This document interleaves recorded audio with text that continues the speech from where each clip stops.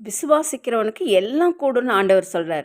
அதனால உங்கனால எல்லாமே கூடும் அப்படிங்கிறத நீங்க முதல்ல விசுவாசிக்கணும். விசுவாசிக்கும்போது உங்க வாழ்க்கையில இருக்கிற எல்லா பிரச்சனைகளும் மாறும். கடன் பிரச்சனைகள் மாறும்.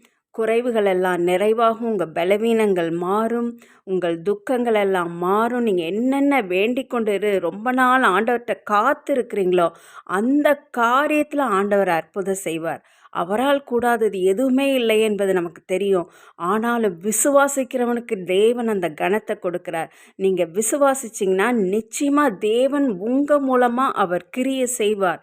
எல்லாவற்றையும் நடக்கச் செய்வார். உங்கள் குடும்பத்தை ஆசீர்வதிப்பார்.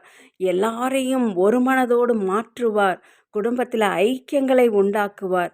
தேவனால் கூடாத காரியம் எதுவுமே இல்லை என்று சொல்லி சொல்லி சொல்லி நீங்கள் ஜெயமெடுங்க. நீங்கள் எது முடியாதுன்னு நினைக்கிறீங்களோ அதை தேவன் நிச்சயம் முடிய பண்ணுவார். ஆமேன்.